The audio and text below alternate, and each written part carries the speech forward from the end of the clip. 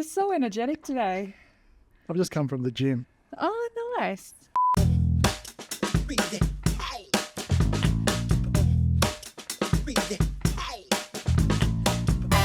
Hello, everyone, and welcome back to this week's Remind podcast. My name's David Masterton, and I'm with the wonderful Dr. Ashleigh Moreland, and today we are talking about addiction.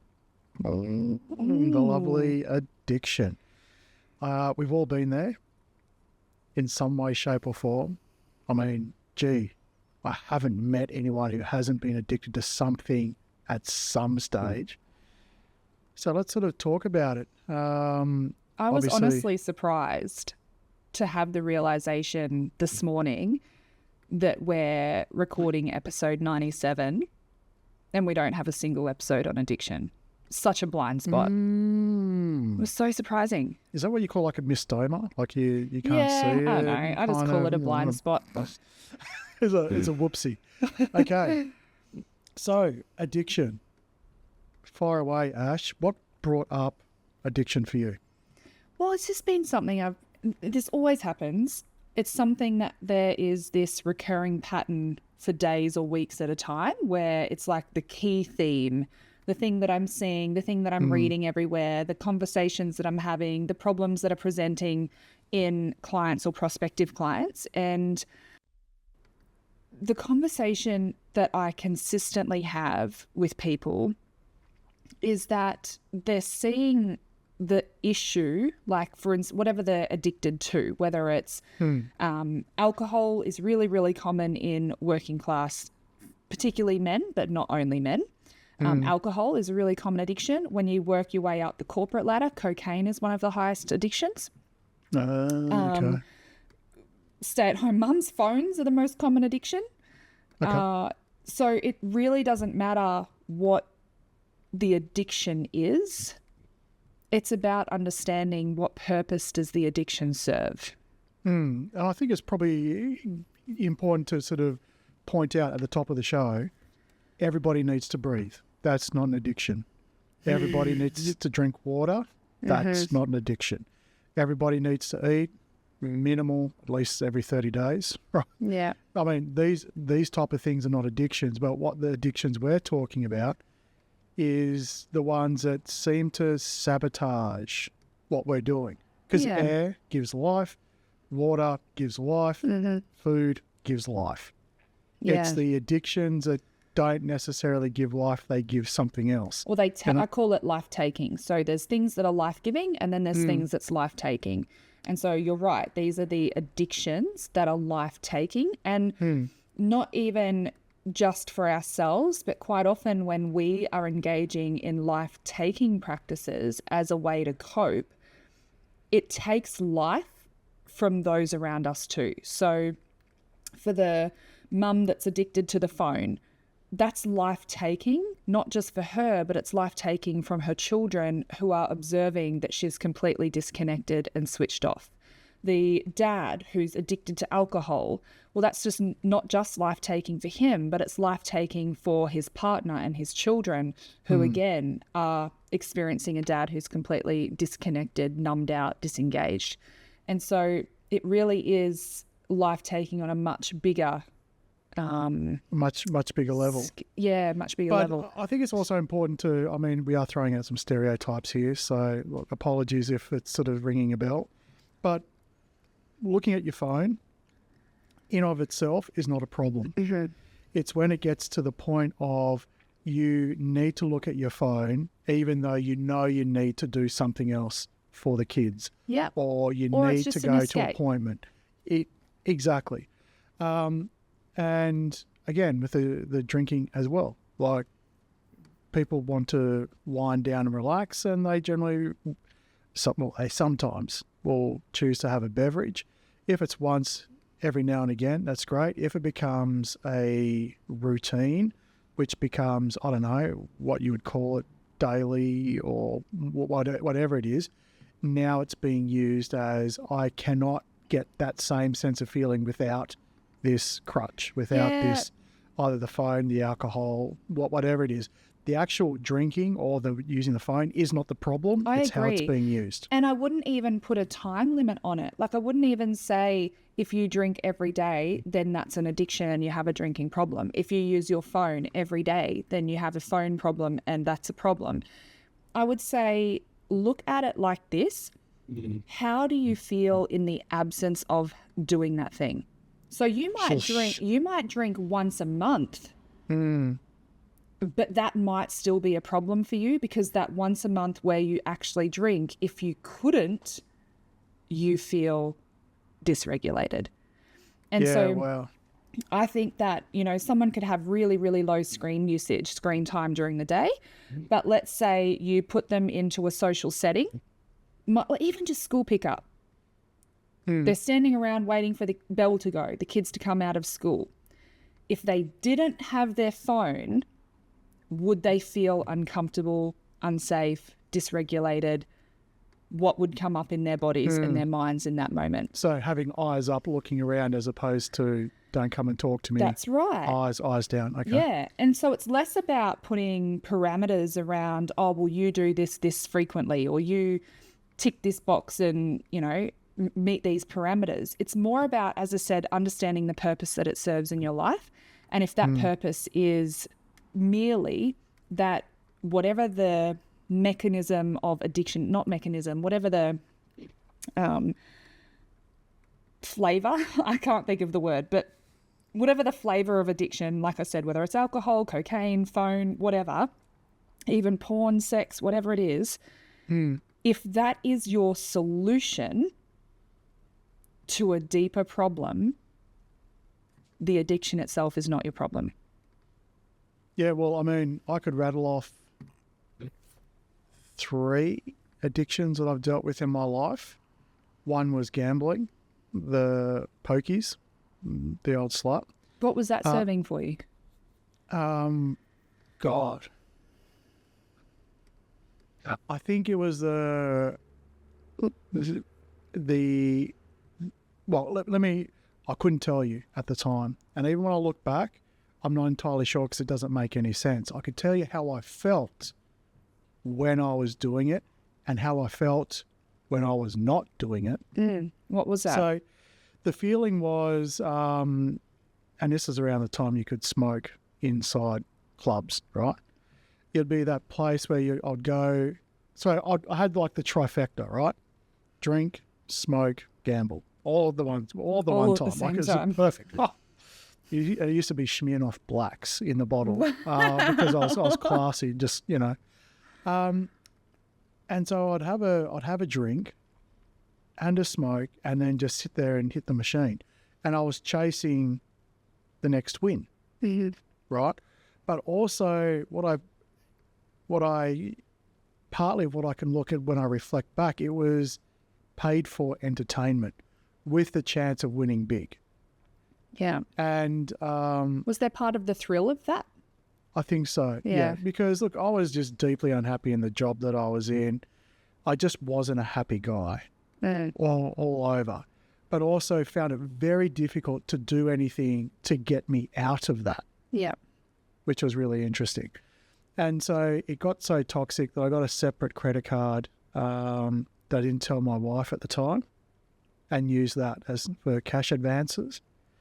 And also then, when we would go out and have a drink and we were near poker machines and I couldn't go and have a slap, the David that came out was dirty. Really? I remember Wow. one particular time, I was acting like a child. My wife at the time said, not listen to her. But, I was an absolute prick to be around. I made it very impossible to be around. And so over time I started to realise, holy moly, I'd even, at sometimes I'd be at work and not want to be at work. And I worked in a call centre. I just sort of say, look, I'm feeling sick. I've got to go home. And on my way home, guess where I went? And so it was huge escape. And that probably lasted for, I don't know, about a year and a half. Wow. got a new... I love that we have been friends and known each other for so long, and yet I had no idea about these parts of your past. Yeah, well, so Thank like, you hey, for have you sharing ever had a that. That's gambling massive. addiction, David? Oh, yeah, I remember back in... Hasn't really come up, has it? No, it I hasn't. appreciate you sharing that. That's massive. And I think what actually changed as part of that, I got a job that I really loved. That gave me capacity. And look, this job didn't fall in my lap. I worked for it. So there was like the sense of I needed to change something. Yeah. And if I didn't change anything, that was going to be my coping mechanism, which was highly toxic, which had a highly short time frame on it. And, it was going to implode at some point, but it soothed me for that time. Yeah. But when I didn't have it, it was what type of person I am without it. And I think you said before, if you don't get it, how do you feel? Well, that was incredible. Yeah. And again, with smoking, it started off as I'll be cool. It started when I was like, casually when I was maybe 16 or something like that. And then by the time I got to sort of 17, almost 18, I was living in another country. I was living in Beijing at the time, and people didn't worry about looking at ID. I looked over 18 at the time. So I was buying smokes, and that's when I started my full-time smoking. Wow. And that went on for probably till like, I don't know, mid-30s, something like that. And it was a major operation where what had happened, I had some internal bleeding, and the operation that I had, well, the internal bleeding meant I sort of came this close to meeting the maker again. And one of my lungs, due to that, the bottom parts had sort of stuck to itself. So I had very difficult breathing. At what age? This was like mid-30s. Wow. And I got a real taste of what advanced emphysema felt like. And I kind of went, okay. And the hardest thing about getting rid of that addiction wasn't necessarily the chemical side. It was the habitual side. It was jump in the car, have a smoke. It was like all of these things hardwired. Have a great meal, have a smoke. Yep. When I'm having a chat and deeply meaningful with a coffee, it's always outside on the balcony having a smoke. Yeah. It was like, it's how it came into, it was almost like the symbol of relaxing. Up until that point, so like from my, 17 through to 35, sitting on a couch and having a deep and meaningful conversation never existed, because I couldn't do deep and meaningful without having access to cigarettes, and I never smoked inside my house.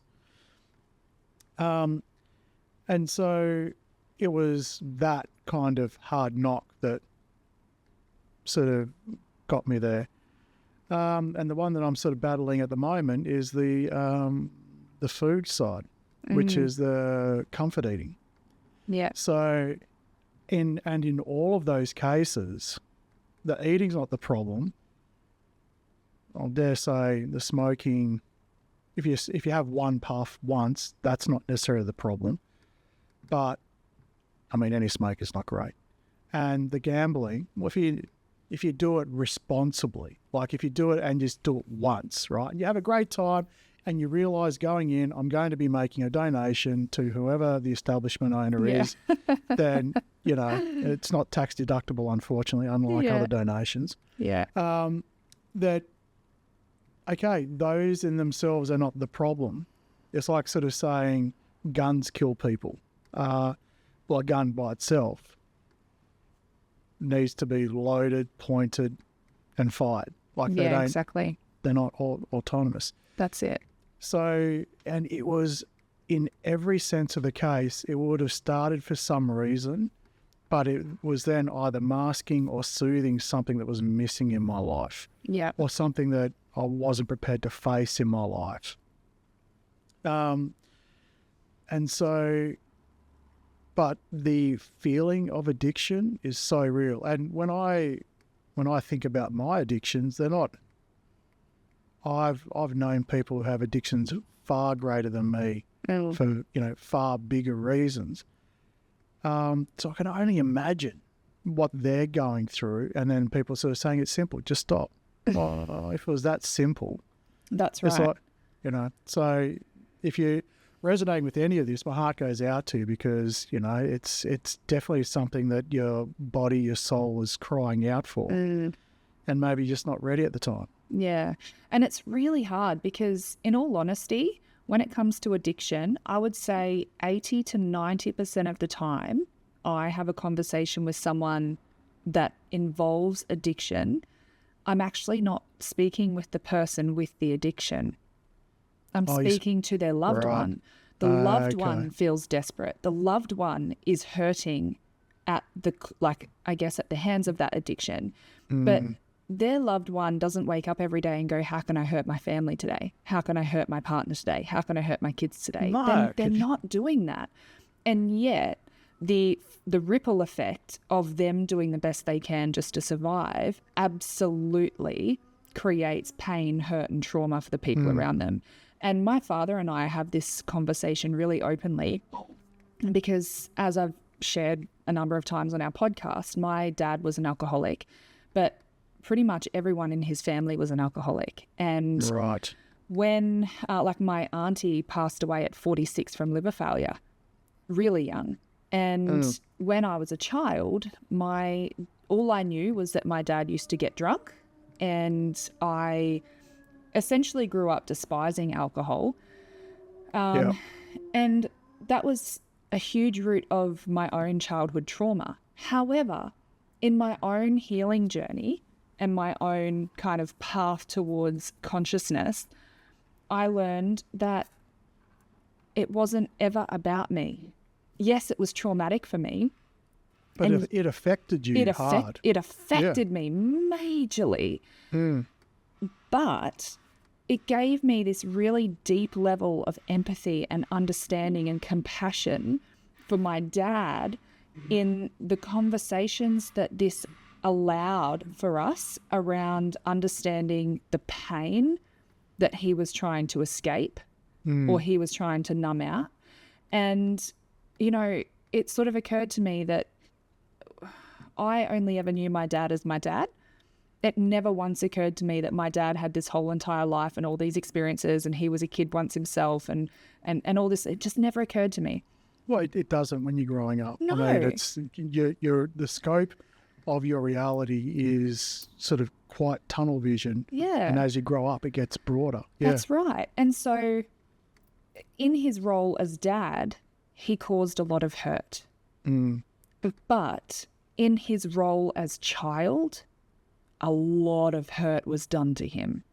And it doesn't make it okay. It's never about making it okay. But I think having that realization and that open heart, I have people all the time say to me, Ash, how can you work with people who cause so much hurt to humanity? Because I work with not just victims of trauma, I work with the perpetrators as well. And 100% of the time, I can't tell you a single example of someone who has perpetuated violence or some kind of trauma on others who wasn't deeply traumatized themselves. And as I said, it doesn't make it okay.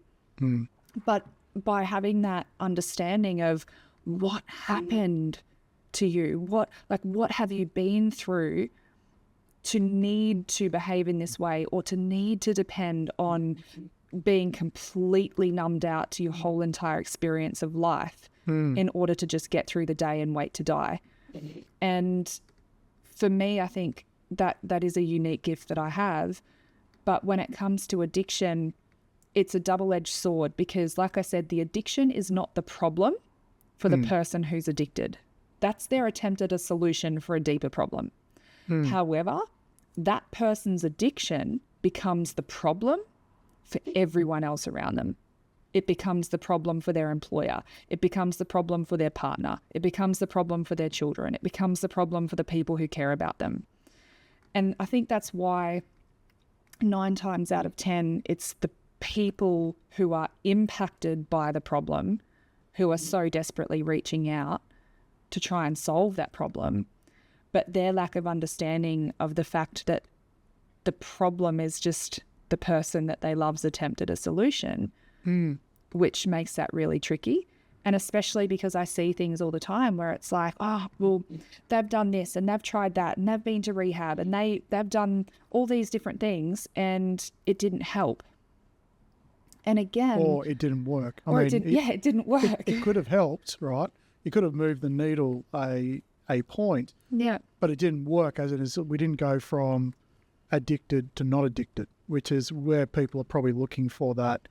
Are you addicted to this? Yes or no? Not sort of like this grey area of, it's like it working means it moves the needle. And for a loved one, if they've been dealing with it, they're going to be hypersensitive to any time That's right. this rears its head. So yeah. And I think there's like that in itself is really complex because I look at it, we've got a podcast ep on how sometimes change can feel scary because I look at it and go, and this is actually one of the processes that I do. I get people to actually imagine that we have a relationship with the thing that we're addicted to.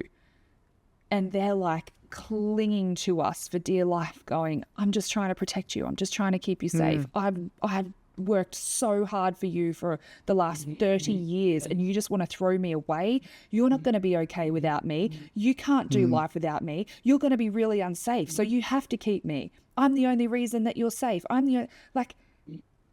How can you let go of something like that won't let go of you?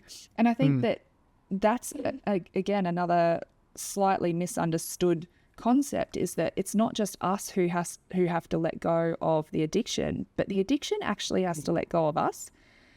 And that's a bit of an interesting concept. So first of all, change can feel really hard and feels really, really unsafe to the nervous system. Second, change versus, the addiction might not be great, but it's so familiar that it feels like, family. That's sort of like that familiarity. So yeah. And there can be a mismatch between like logically and consciously, people can know that this is causing harm, that they don't want to be like this anymore. But then the shame spiral kicks in because they feel like that they've done everything and it hasn't worked for them. This is something that only works for other people, but not for me. That's not going to work for me. And the deeper that shame spiral goes when it feels like they're the perpetual failure, because if it was as easy, as you said, if it was as easy as just going, oh, I'm just not going to drink anymore, or I'm just not going to smoke anymore, or I'm just not going to use cocaine anymore, well, then no one would use it. If it was as easy as us to say, oh, well, I'm just not going to eat junk food anymore and I'm only going to eat salads and crispy skinned salmon.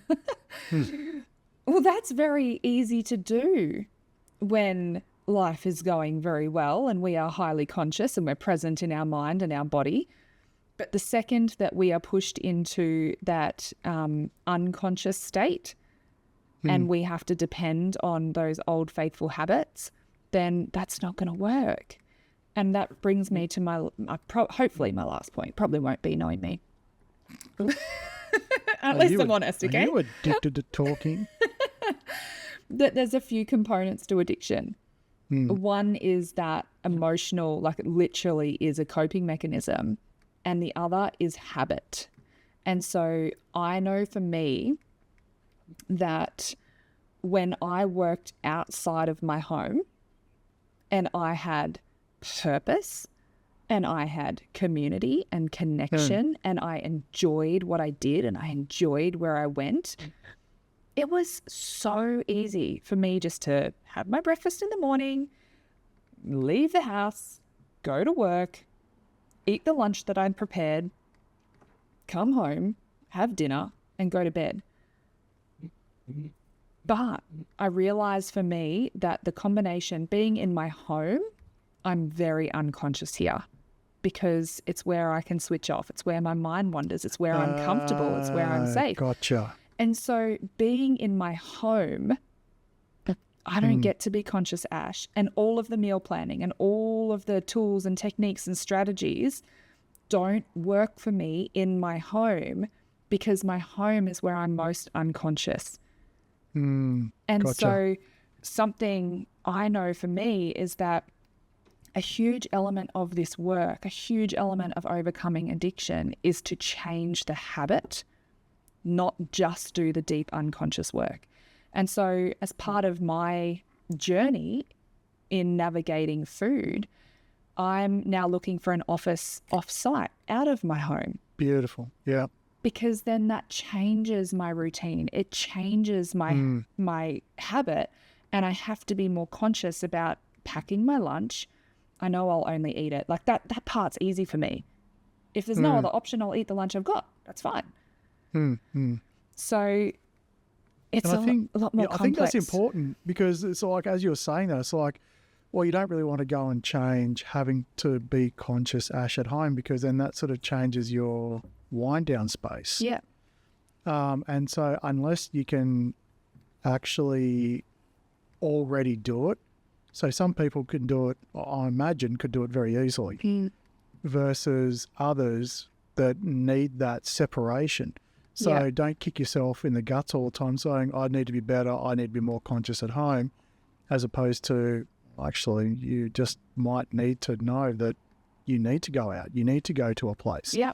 You need to be able to do that. And I think before we start wrapping this up, because I know this is going to be a short one, but I think from my experience and from what I've spoken with others, addictions for the person who has the addiction, like the level of masking that I did and then I see other people doing, is quite huge.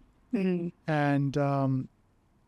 I guess the funny thing is, when I look back and look at my experiences, like especially with the gambling side, like smoking, you can't really hide it.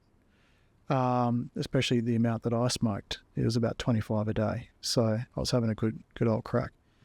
But with the gambling side, I remember speaking to my first wife about it once it all passed. And as much as I thought I was great at masking it, like, you tend to really have this idea that it's not as bad as other people say. And I think when you get to a point where you start to realise it is as bad as what other people say, it's probably worse, to be honest. Yep. And I mean, that's the time where you start to go, your body's aching for you, or your body, your soul, everything's aching for you to move on. And out of all of my addictions, and again, I'm actually, funnily, we're having this conversation because my last one is food, right? The comfort eating. I've never corrected an addiction by working on it directly. So with the gambling, I needed to find a new job. But maybe at that point, I didn't want to because I couldn't, or, whatever it was. But I worked hard at it and I got another job that I loved. When it came to the smoking, it was not necessarily of my doing in a positive way, but it was something that sort of like, well, the smoking, stopped because of the massive consequence that I got like a preview of earlier in my life. And with the food now, like with my focus on food in the last, year and a half has been more about soothing while I've been going through quite an immense transformation in my sort of physical and, my healing journey, and just sort of bringing like the healing into the physical is like, it's nuts. Like the ultimate surrender and the feeling of abundance when, you're being stripped away of everything is quite a journey. Yeah. So I've lent on food as a way of going, I'm not stopping this, but I can't conquer everything at once as much as I'd love to think that I could or should. But now that I've gone through some incredible decision making and gone through an incredible upheaval and disruption, I'm now in a great place. Yeah. And now suddenly from that, food, gym and all of that is just, it's not an effort. Yeah. Like I still eat a little bit of crap, but not like I used to before. And so over the next 6-12 months, you're going to probably see quite a big difference in the old Dave. Yeah. But it's not focusing on the food. It's not the meal prep. It's not I've got all the tools in the toolbox, like you said before in previous episodes. Knowing is not just the only thing. Yeah. You could know it all and not apply any of it. Yeah. And so if this is sort of resonating with you, like, our heart goes out to you, because, you know, you're going through things. Look at what it is that your body or your soul is asking you to change. It doesn't matter how big it is. Yeah. Because nothing's impossible. Yep. I totally agree. Completely unfamiliar, not impossible. Like, I think give me another year and I'll talk to you about the last 3 years of how everything panned out. Yeah. And how either crazy or delusional or incredibly spot on I've been. Yeah. But that's probably the biggest message if your body is asking you to do something, doesn't matter how big it is, chances are you're meant to be doing it for a reason. So yeah, I love that. And I think there's two reasons. You touched on this exactly. Two reasons why we move on from something, and it's either because the fear or the risk involved with continuing outweighs the benefit of doing it. And you know, I remember ever since I was a young child, I used to beg my dad to stop smoking. I used to beg both my parents to quit smoking, even to the point where most of our listeners probably know that I was a BMX athlete, and I raced BMX at a competitive age from when I was very young. And one year I remember winning the Australian championships, and my parents said, you know, as a prize, we'll give you anything. What do you want? How do you want to celebrate, right? And they're thinking, you know, a trip to a theme park or like something really special and fun. And my one thing was, I want you guys to stop smoking. Like, that's how much it mattered to me. And again, my dad and I just had this conversation recently in the context of emphysema. It's not, he's now in his 60s, and he spent his whole life smoking and drinking as his way of coping, and, you know, massively believed that smoking helped him to be calm and calm down. And it's not until the consequences catch up with you that you go, oh, I actually don't want that. I'm ready to quit now. And so I see a lot of people change their behavior because of a crisis. The other reason I see people change their behavior is from a place of creation. So it's either going to be crisis or creation. And what I mean by creation, I've never said that before in my life. Maybe I need to trademark that, crisis to creation. I like that. Yeah. But from the perspective of creation, it's we are moving towards something, and as a byproduct of moving towards something better, these old things fall away. So some simple examples are things like you gave the example of getting a job that felt more aligned for you, and by virtue of the job feeling aligned, it gave you purpose, it gave you passion. You don't need it was that purpose and passion. You nailed it. And you don't need to numb out from a life of purpose and passion. You want to experience that. And so the very things that you're using to numb out start to fall away. Another thing might be, you know, this sounds pretty extreme, but moving house. If you're moving house and you move into a house that's got a nice big yard and you love gardening, well, guess what? The very fact that you can come home and you can potter in your garden, you can see a transformation, you can create something, those habits will fall away. And I mean, these are silly examples, but my fundamental point is that when someone has purpose, someone has passion, and that purpose and passion then drowns out the need to escape and the need to numb out, then those other things start to fall away. And so it reminds me of a YouTube, like a TED talk by, what did I say that guy's name was? Johan Hari, I think, or something like that. Don't ask me what his last name is, because I would have messed it up. We'll link it in the show notes, but it's called Everything You Think You Know About Addiction Is Wrong. And it's absolutely spectacular findings from some of the research he did on addiction worldwide. So we'll link that in the show notes, and just know that there's no shame, there's no blame, there's no judgment, there's no anything like that from us when it comes to addiction. And I work in this space every single day. And when you can process and eliminate the guilt and shame that you have felt, and be willing and courageous enough to go deeper to understanding and overcoming whatever it is that you are trying to numb out from or escape from, and then have something purposeful and passionate that you can move towards. That's your ticket to freedom. So if you do need support, just reach out. We've got you. Yeah, absolutely.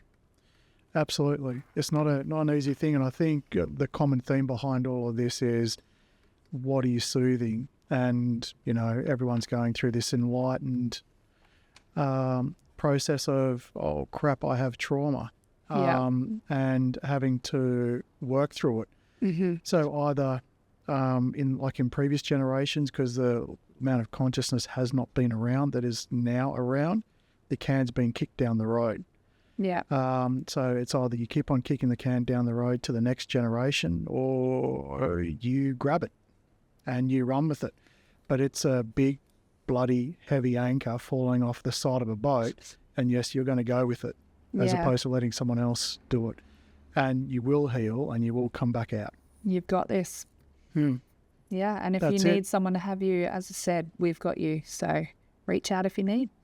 That's it. Comment below if there's anything that you'd like to discuss. Would you like us to go a little bit more further in it? Because I've got to say, this topic is much bigger than probably what we've spoken about. So if there's any points or interests that you'd like us to cover a little bit more deeply, let us know in the comment section. And until next week, bye-bye. See you guys.